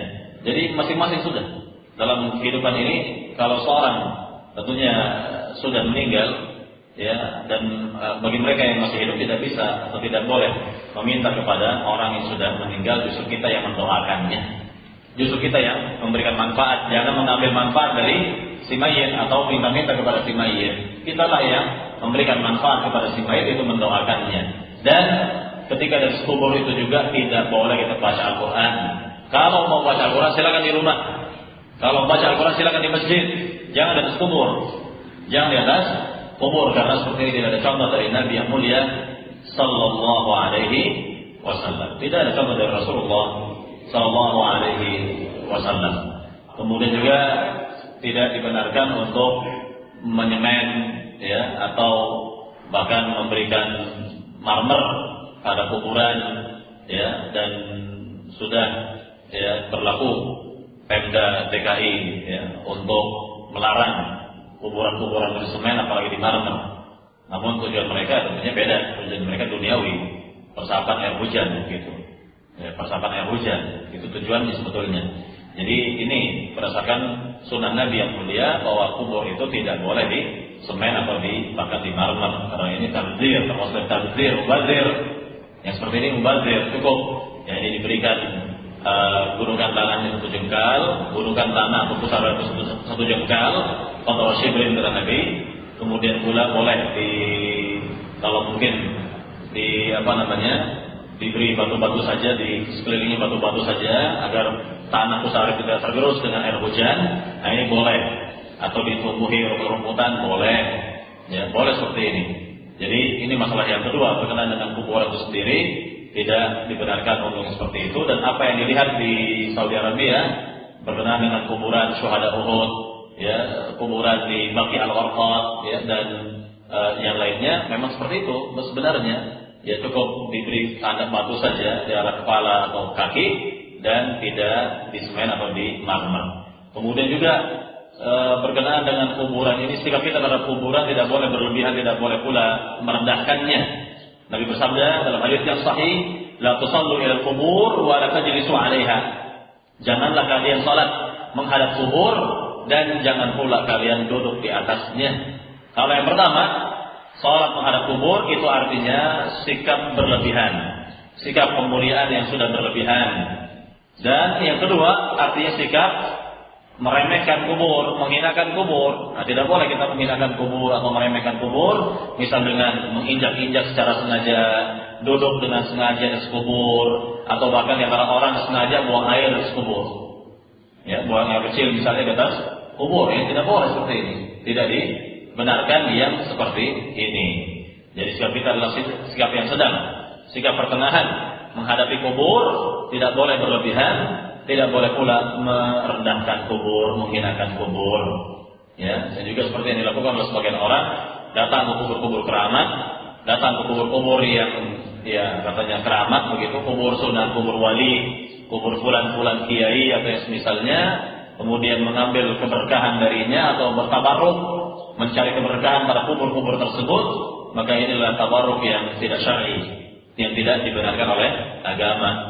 Ya, tidak dibenarkan seorang yakni bertujuan ke makam-makam seperti itu ya dengan tabarruk ataupun lainnya, ya ataupun lainnya. Jadi tentunya kita kewajiban kita mempelajari akidah ini adalah, di antara tujuan kita mempelajari akidah ini adalah agar kita tidak terjerumus kepada kesyirikan seperti ini, agar kita tidak menyimpang ya terhadap pemahaman kita terhadap kubur atau yang lainnya. Jadi penting sekali kita mempelajari akidah agar ya kehidupan kita ini baik, kehidupan kita ini lurus, kehidupan kita ini benar, diridhai oleh Allah Subhanahu wa taala.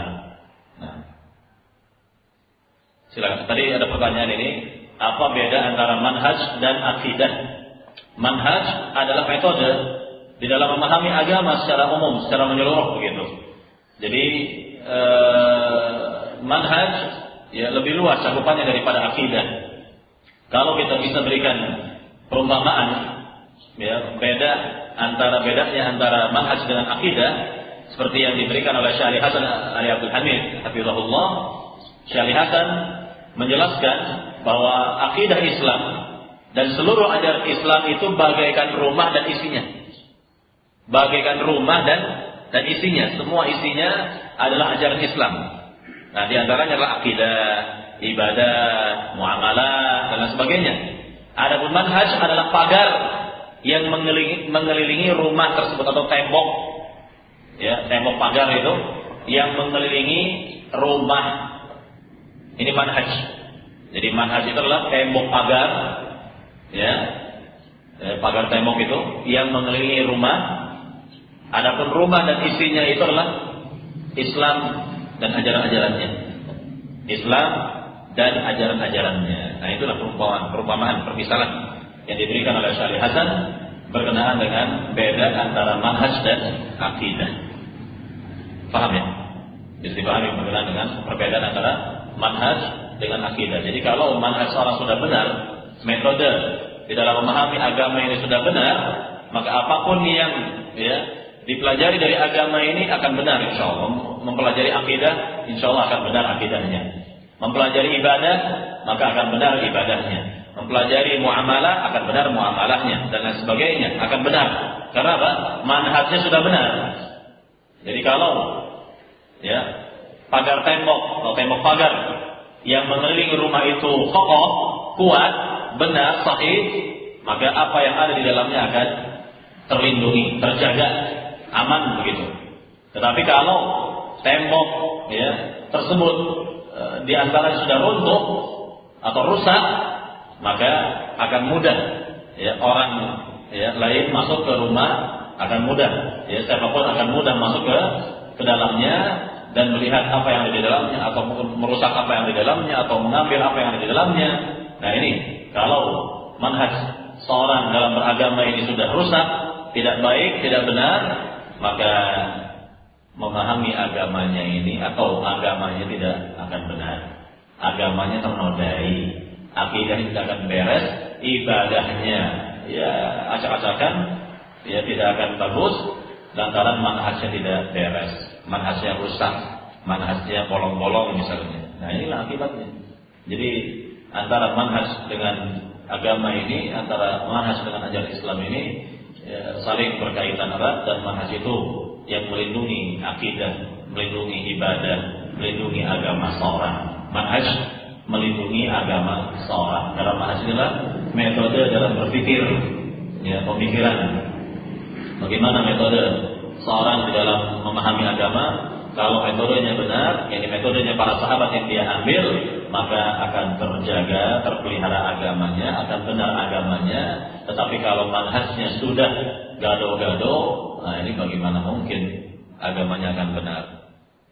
Misalnya manhaj seorang manhaj sufi, metode dalam memahami agama adalah sufi, metodenya metode sufi, ini akan rusak akidahnya, akan rusak ibadahnya, dan segalanya akan rusak. Tapi kalau manhaj seorang adalah manhaj para sahabat, maka tentunya akan baik seluruhnya, insyaallah taala. Nah ini beda antara manhaj dan akidah tadi. Wallah taala. Silakan.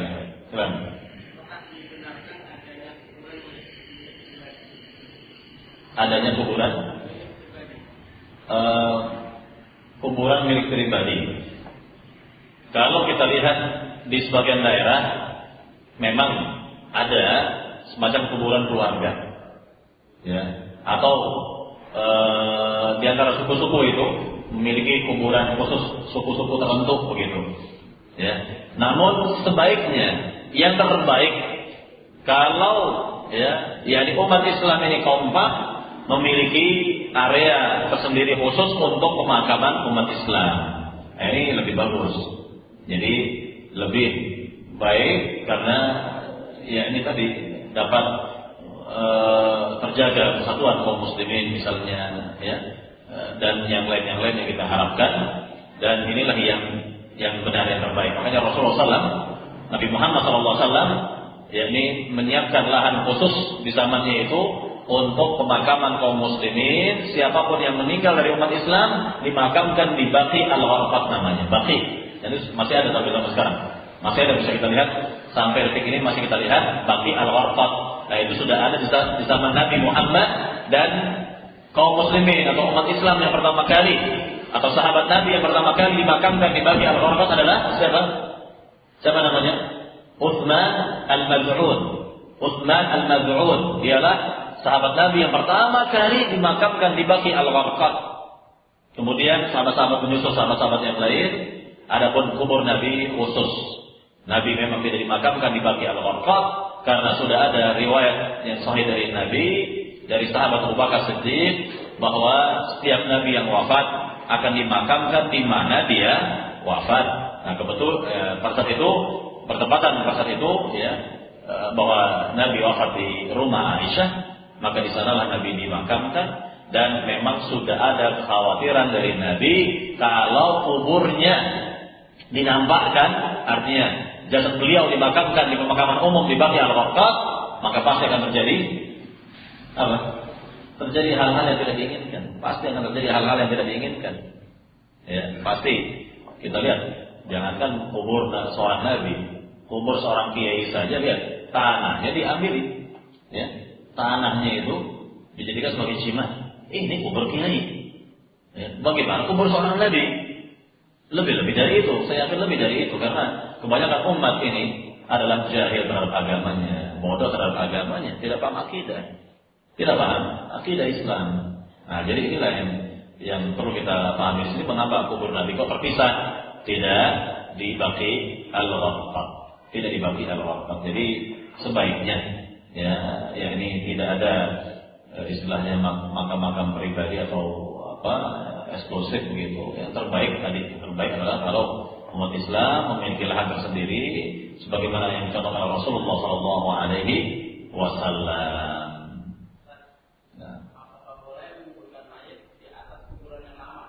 Itu boleh walaupun ketika digali masih terdapat tulang belulangnya, tinggal tumpuk saja boleh seperti ini. Dan juga pernah di zaman Nabi mengubur ya yang di sahabat-sahabat yang wafat dalam pertempuran beberapa lapis begitu, artinya bertumpuk, jenazah itu bertumpuk-tumpuk. Dan yang pertama kali diturunkan oleh Rasul adalah sahabat ya yang atau mereka yang meninggal yang memiliki hafalan Quran yang banyak. Makanya Nabi bertanya kepada yang lain, siapa di antara jenazah ini yang hafalan Qurannya banyak? Nah, ditunjuk, oh nih jenazah ini yang hafalan Qurannya banyak, nah dia dulu yang diturunkan jenazahnya, baru setelah itu yang lain itu ditumpuk oleh Nabi SAW. Boleh seperti ini. Nah.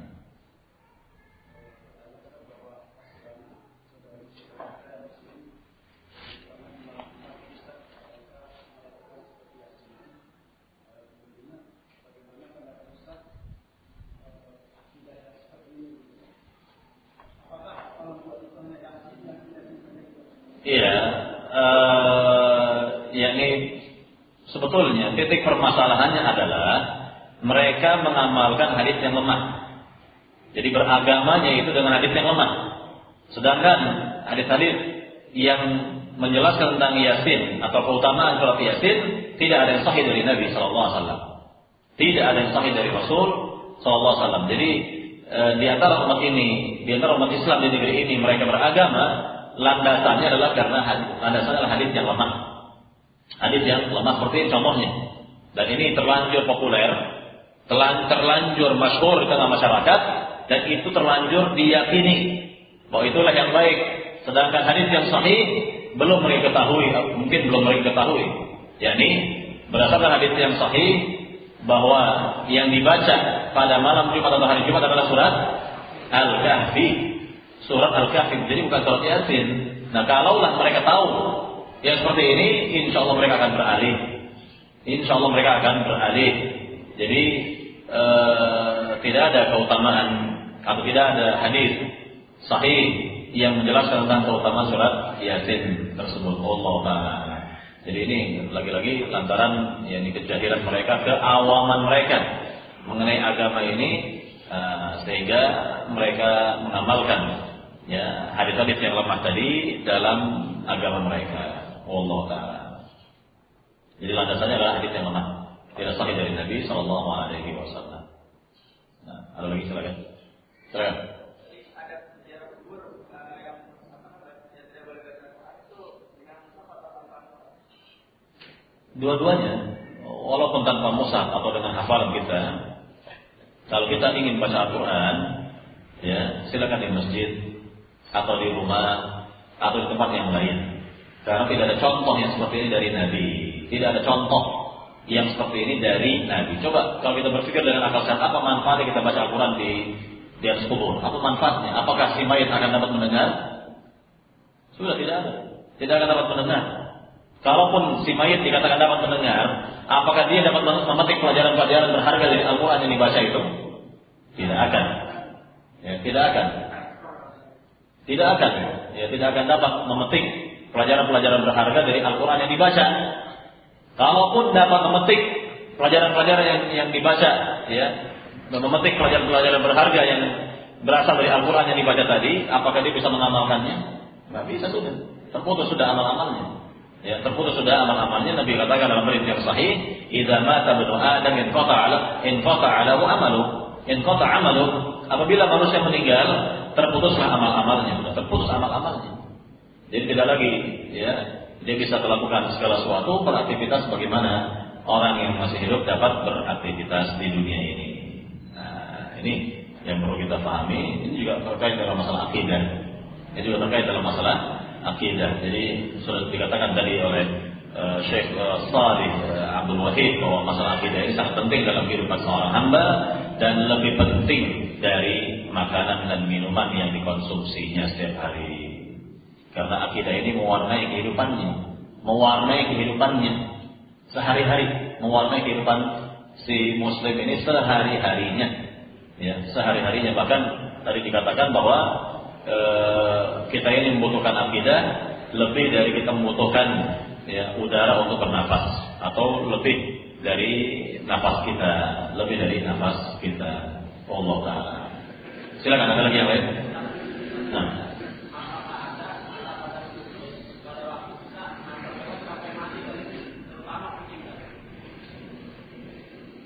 Tidak ada adab khusus. Tidak ada adab. Maksudnya ada khusus berkenaan dengan nabrak hewan. Ya, kalau kita nabrak hewan tersebut mungkin bisa kita singkirkan.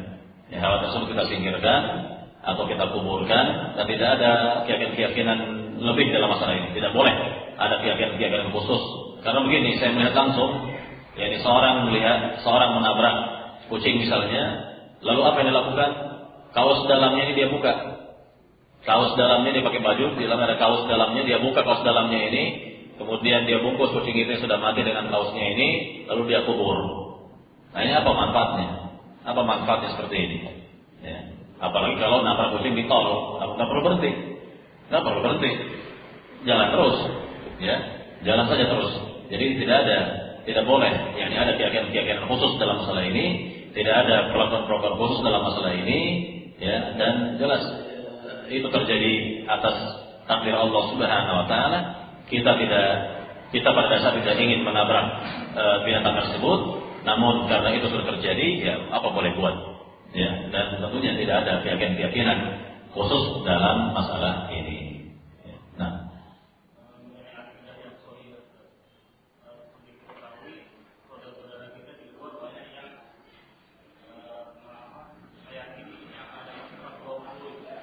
ya, kaum Asy'ariyah.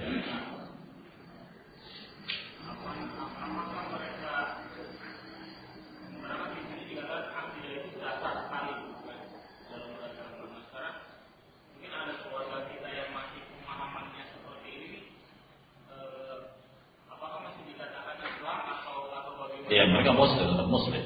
Mereka muslim dan akidah mereka seperti ini tidak mengeluarkan mereka dari Islam. Jadi karena kejahilan mereka, keawaman mereka, maka mereka yakini seperti ini dan tetap mereka dikatakan muslim, tidak keluar dari Islam.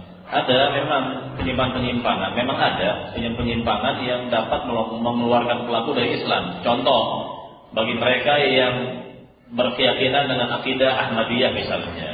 Nah, jelas keyakinan ini mengeluarkan si pelakunya dari Islam. Ya, dari Islam, maka tidak bisa dikatakan dia muslim. Ya, dia muslim tidak bisa. Ya. Atau seorang berkeyakinan dengan akidah Syiah misalnya. Nah, ini juga dapat mengeluarkan si pelaku dari Islam. Kenapa? Karena akidah Syiah sudah menyimpang jauh dari Islam, dari akidah Islam yang sebenarnya. Maka pelakunya atau pemeluk akidah ini sudah dikatakan jauh dari Islam dan dia tidak dikatakan muslim, tidak dikatakan sebagai muslim. Allah Ta'ala. Jadi memang penyimpang-penyimpang itu beraneka ragam. Ada yang dapat mengeluarkan pelaku dari Islam, ada yang tidak. Nah, kita serahkan kepada Allah Subhanahu Wa Ta'ala bagaimana amalannya, bagaimana keikhlasannya ketika beramal, bagaimana kesesuaiannya dengan contoh Rasul ketika dia beramal. Ya, kalau seorang beramal ikhlas karena Allah, sesuai dengan contoh Rasul, ya tentunya akan diterima. Namun perlu diperhatikan kalau seorang akidahnya benar. Kalau seorang akidahnya benar, insya Allah akan mewarnai kehidupannya. Diperhatikan. Kalau akidah seorang itu benar, maka akan mewarnai kehidupannya. Akan mewarnai kehidupannya. Ya. Coba, mungkin bapak-bapak atau ibu-ibu pernah melihat mereka atau orang-orang yang disebut sebagai jamaah tabligh. Pernah lihat orang-orang jamaah tabligh? Coba lihat bagaimana kelakuan mereka. Bagaimana perilaku mereka? Apa yang mereka lakukan?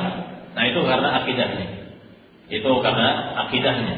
Diwarnai dengan akidahnya. Atau kalau pernah berjumpa dengan orang-orang filsafat misalnya, bagaimana perlakuannya, bagaimana kelakuannya, apa pemikirannya? Nah, itu karena diwarnai dengan akidahnya. Ya, diwarnai dengan akidahnya. Jadi sekali lagi, akidah ini menentukan dalam kehidupan seorang dan mewarnai kehidupan seorang. Akidah yang sahih, insya Allah akan mewarnai ya segala sisi kehidupan dengan baik, insya Allah Taala. Makanya tidak bisa kita katakan, oh si fulan akidahnya benar, kok akhlaknya tidak baik. Bagaimana mungkin terjadi seperti ini? Dibilang akidahnya benar, akidahnya sahih, tapi muamalahnya misalnya tidak baik. Nah, ini mungkin ada semacam ketidakberesan dalam masalah akidahnya. Ada ketidakberesan dalam masalah akidahnya. Ya. Atau kalau misalnya seorang memiliki akidah sahihah, namun sekali waktu dia berbuat dosa, kalau berbuat dosa atau maksiat, mungkin ini terjadi. Karena ini juga pernah terjadi di antara sahabat. Di antara sahabat bahkan ada salah seorang sahabat datang kepada Nabi, wahai Rasul, izinkan aku berzina. Coba, ini sahabat ini. Ada sahabat seperti ini. Wahai Rasul, dia terus terang jujur kepada Nabi, wahai Rasul, izinkan aku berzina. Nah, ini ya jelas. Ini kan untuk berbuat maksiat. Ini berbuat dosa. Jadi dan juga ada di antara sahabat Nabi juga yang ketika itu masih minum minuman keras yang akhirnya dicambuk oleh Rasul Sallallahu Alaihi Wasallam. Nah, jadi ini yang perlu kita pahami bahwa akidah ini mewarnai kehidupan seorang hamba. Pertanyaan besar.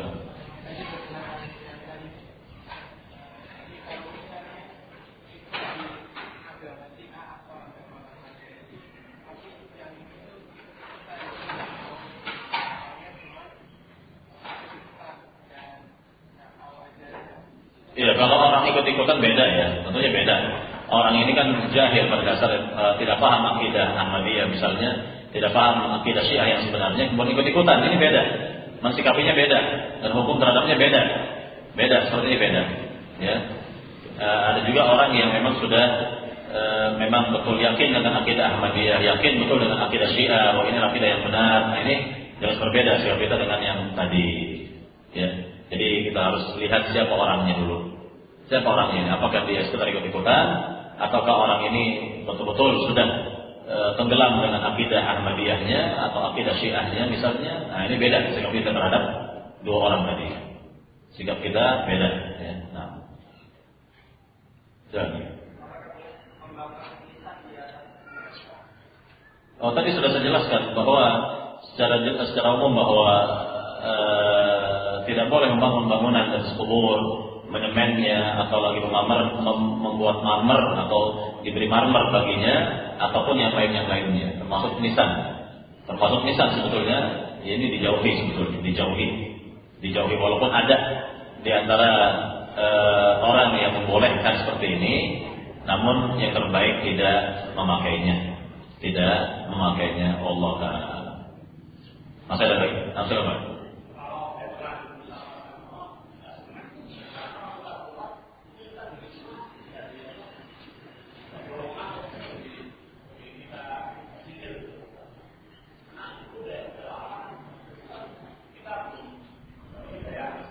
Iya. Tentu dalam hal ini kan kalau ini berkaitan erat dengan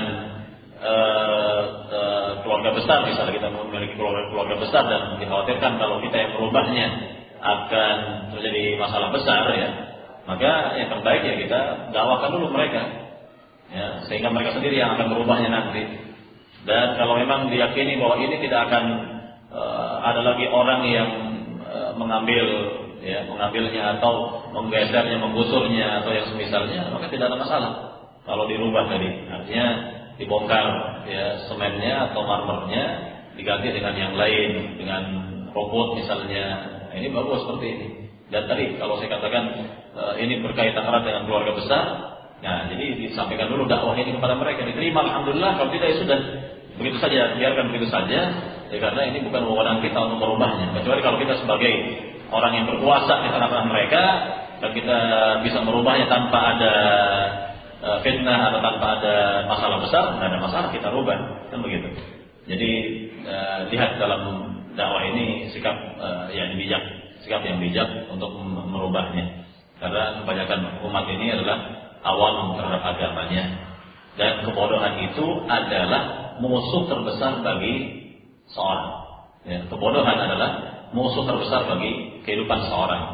Ya, ini musuh terbesar bagi kehidupan seorang adalah kebodohan. Makanya di antara adab ketika belajar ilmu agama adalah yakni raf'ul jahli an nafsihi wa an ghairihi, yaitu ingin menghilangkan kebodohan yang ada pada diri dan yang ada pada orang lain. Dan orang lain yang dimaksud di sini yang lebih utama adalah keluarga, orang-orang dekat terlebih dahulu. Orang-orang terdekat terlebih dahulu itu keluarga. Allah Ta'ala alam, barangkali ini yang bisa saya sampaikan pada pembahasan siang hari ini, pagi hari ini. Mudah-mudahan bermanfaat. Lebih kurangnya saya mohon maaf. Allah Ta'ala alam. Sallallahu Muhammad walhamdulillah rabbil alamin. Subhanallahumma wa bihamdika asyhadu an la ilaha illa anta astaghfiruka wa atubu ilaik. Assalamualaikum warahmatullahi wabarakatuh.